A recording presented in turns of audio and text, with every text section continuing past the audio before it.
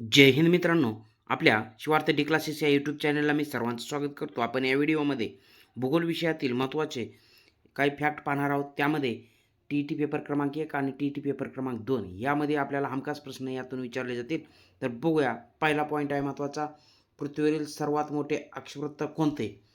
कर्कवृत्त, मकरवृत्त, विषुवृत्त, वरील सर्व. तर पर्याय क्रमांक 3 या प्रश्नाचं योग्य उत्तर असणार आहे विषुवृत्त, ज्याला आपण शून्यावंश अक्षवृत्त म्हणतो. हे म्हणजेच की विषुवृत्त पृथ्वीवरील सर्वात मोठे अक्षवृत्त असणार आहे. त्याच्यानंतर पुढचा पॉईंट बघूया आपण. एखाद्या ठिकाणच्या दीर्घकालीन हवेच्या सरासरी स्थितीला काय म्हणतात? तर लक्षात घ्या, पर्याय महत्त्वाचे आहेत आपल्याला. वातावरण, ऋतू, हवामान, हवा. तर पर्याय क्रमांक 3 या प्रश्नाचं योग्य उत्तर असेल हवामान. एखाद्या ठिकाणच्या दीर्घकालीन हवेच्या सरासरी स्थितीला काय म्हणतात? आता फॉर एक्झाम्पल, आता आपल्या महाराष्ट्राच्या बाबतीत जर बघितलं तर कोकणामध्ये हवामान कोणत्या प्रकारचं आहे? तर दीर्घकालीन त्या प्रकारचं म्हणजेच की हवेची स्थिती पाहायला मिळणार आहे. म्हणजे कोकणामध्ये कोणतं हवामान आहे? तर सम, उष्ण आणि दमट प्रकारचं. किंवा पश्चिम घाटामध्ये कोणतं हवामान आहे? थंड आणि आर्द्र प्रकारचं हवामान आहे. किंवा महाराष्ट्र पठारावरती कोणतं हवामान आहे? उष्ण, कोरडे आणि विषम स्वरूपाचं. त्याच्यानंतर पुढचा पॉईंट आहे महत्त्वाचा. महाराष्ट्र पठार कोणत्या खडकापासून तयार झाले आहे? तर महाराष्ट्र पठाराची किंवा दख्खनच्या पठाराची जी काही निर्मिती आहे ती कोणत्या खडकापासून? जांबा, संगमरवर, ग्रॅनाइट, बेसॉल्ट. पर्याय क्रमांक 4 या प्रश्नाचं योग्य उत्तर असणार आहे बेसॉल्ट. आता आपल्या महाराष्ट्रामध्ये जर बघितलं तर दक्षिण कोकणामध्ये आपल्याला हा खडक पाहायला मिळतो. कोणता? तर जांबा खडक. आणि त्यापासून जांभी मृदा पाहायला मिळते तयार झालेली. जांभ्या मृदेमध्ये फळबागायत हे महत्त्वाचं पीक आपल्याला पाहायला मिळतं. वाहतूक, दूरसंचार या सेवांचा समावेश कोणत्या व्यवसाय श्रेणीत होतो? तर पर्याय बघूया आपण. प्राथमिक, द्वितीयक, तृतीयक, चतुर्थक. तर लक्षात घ्यायचा पॉईंट म्हणजेच की तृतीयक श्रेणीमध्ये सेवाभावी व्यवसाय पाहायला मिळतात आणि तृतीयक श्रेणीमधले हे महत्त्वाचे व्यवसाय आहेत. कोणते? तर वाहतूक आणि दळणवळण. सेवाभावी व्यवसाय म्हणायचं यांना. लक्षात घ्या तृतीयक श्रेणीला. तर वाहतूक, दूरसंचार, शिक्षण, आरोग्य किंवा हमालसुद्धा त्यामध्येच येणार आहे. सेवा पुरविण्याचं काम केलं जातं. तर त्याच्यानंतर प्राथमिक व्यवसायामध्ये कृषी असेल, पशुपालन असेल, लाकूड तोड असेल, वन संकलन आहे, मासेमारी आहे, पशुपालन आहे.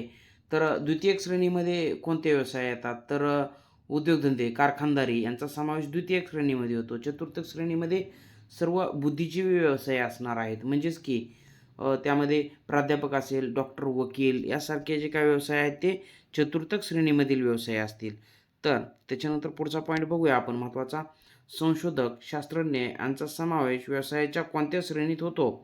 तर लक्षात घ्या प्राथमिक, द्वितीयक, चतुर्थक आणि पंचम श्रेणी.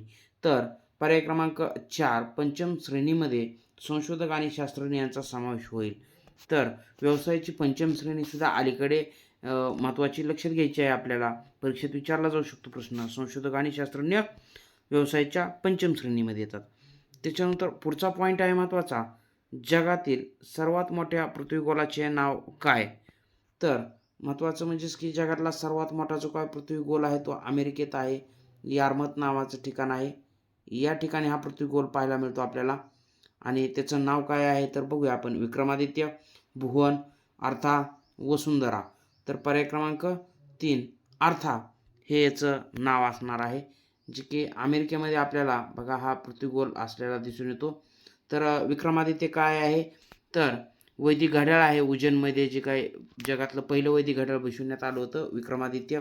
भुवन हे एक आधुनिक प्रकारची नकाशा प्रणाली असणार आहे भुवन. त्याच्यानंतर पुढे जाऊया आपण. महत्त्वाचा पॉईंट आहे जागतिक प्रमाणवेळ कोणत्या शहराच्या संदर्भाने मोजली जाते? म्हणजेच की शून्यावंश असणारं जे काही रेखावृत्त आहे यावरून काय केली जाते? तर जगाची प्रमाणवेळ लक्षात घेतली जाते.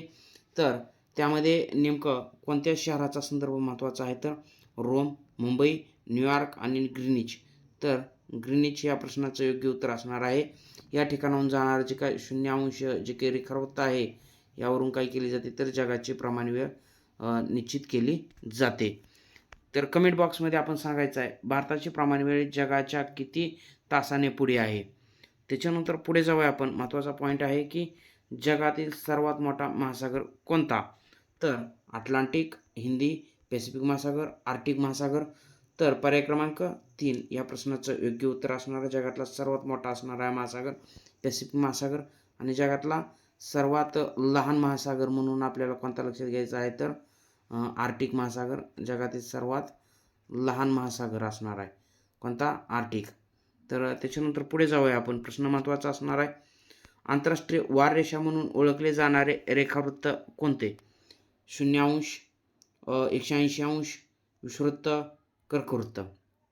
तर जे की महत्त्वाचं म्हणजे या ठिकाणी 180° रेखावृत्त आहे, त्याला काय म्हटलं जातं? तर आंतरराष्ट्रीय वार रेषा म्हणून ओळखलं जातं.